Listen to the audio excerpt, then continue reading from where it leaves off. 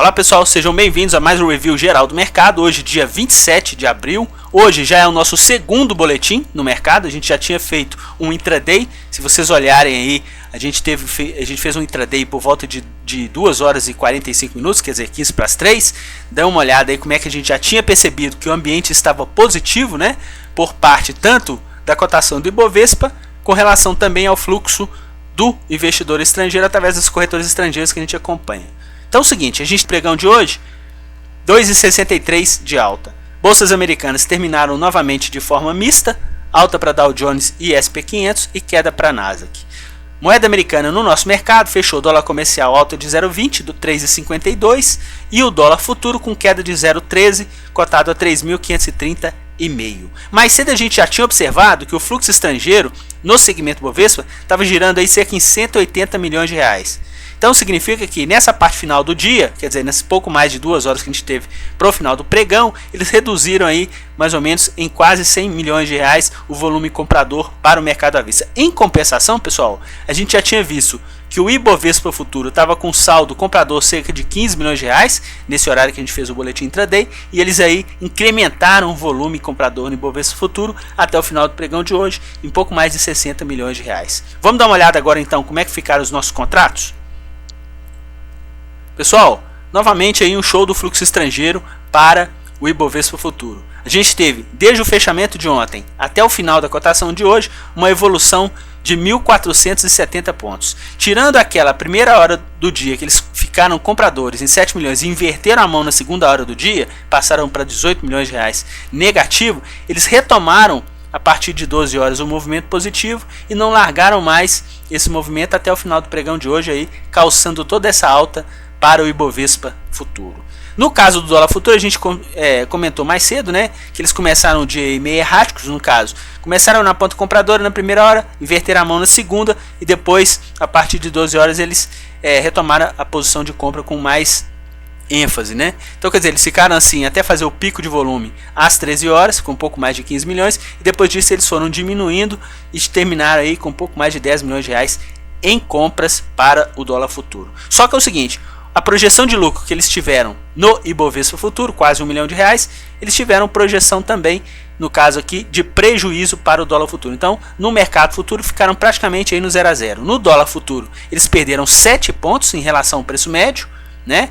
3.535 para 3.528. E no caso do Ibovespa futuro, 54.940 a 56.670, pouco mais de 700 pontos de lucro para o Ibovespa futuro no pregão de hoje. Vamos dar uma olhada novamente aqui nos nossos ativos? Pessoal, a gente já tinha observado o seguinte, hoje carro-chefe de compra, Ambev, novamente, inclusive foi o ativo mais comprador para o segmento Bovespa no pregão de ontem. Hoje a gente percebeu, inclusive com a cotação do Aftermarket, que essa aqui já implementa a cotação do Aftermarket, o ativo teve uma valorização de 0,8 no pregão de hoje.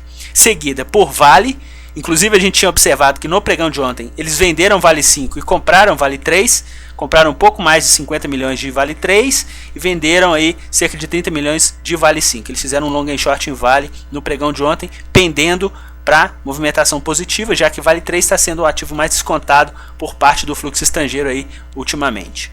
Hoje eles atuaram na ponta de compra nos dois, tanto na Vale preferencial quanto na Vale ordinária. Cielo, mais cedo a gente já tinha visto que era o nosso carro-chefe de compra e continuou aí entre as mais compradoras pelo fluxo estrangeiro no pregão de hoje.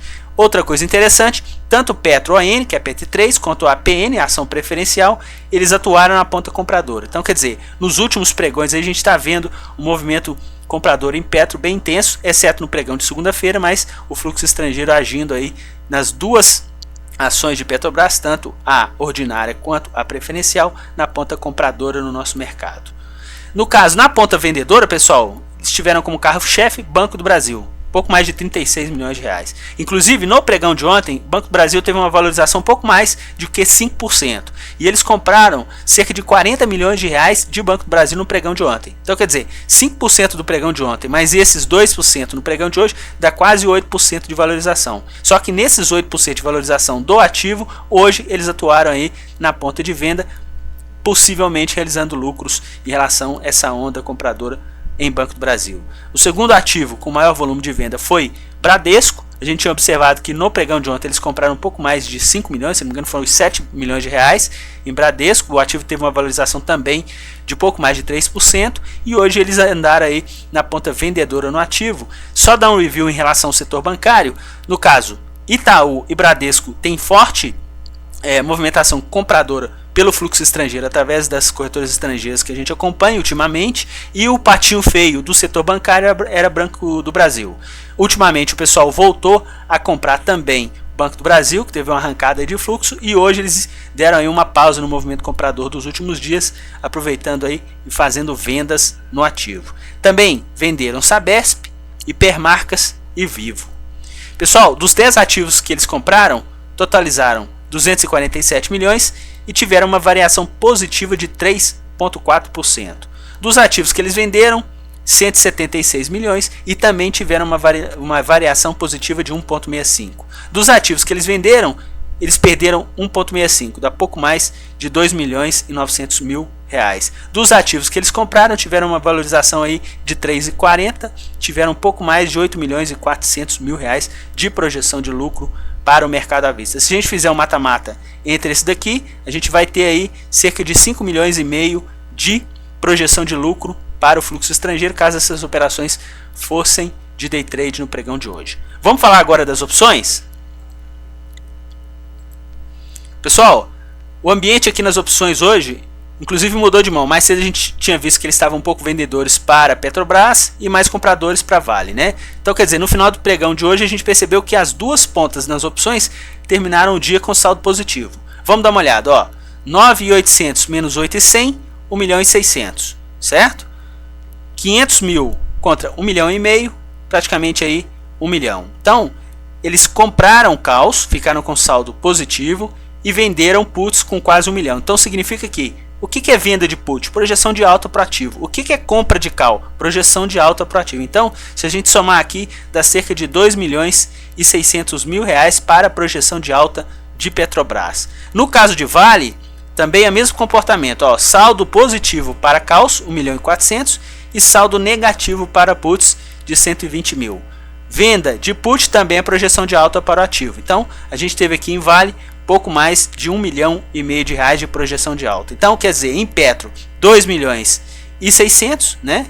E Vale, 1,5 milhão de projeção de alta, tanto para Petrobras e Vale. Com relação à projeção de lucros, dos ativos que eles compraram para as opções de Petro, ganharam 3 milhões e 100, dos ativos que eles venderam, perderam aí 1 milhão de reais, um net aí de praticamente 2 milhões de reais para as opções de Petro. Em Vale, eles ganharam nas duas pontas, nas opções que eles compraram, 800 mil, e nas que eles venderam um pouco mais de 70 mil reais de projeção de lucro, caso aí essas operações fossem de day trade. Pessoal, vamos ficar de olho em relação a esse fluxo estrangeiro, porque a gente está percebendo que esse ímpeto comprador para o Ibovespa, inclusive hoje fechou acima dos 54 mil pontos, né? Uma alta expressiva, 2,63, enquanto o mercado americano aí teve alta para o Dow Jones, mas uma leve alta, o S&P 500 um pouco menos, inclusive fechamento negativo para a Bolsa Eletrônica Nasdaq, que a gente está aí tendo aí um ímpeto comprador por parte do fluxo estrangeiro bem interessante na nossa bolsa e está ajudando aí a impulsionar o nível de preços no nosso mercado. Beleza, pessoal? Um grande abraço a todos e até o nosso próximo boletim.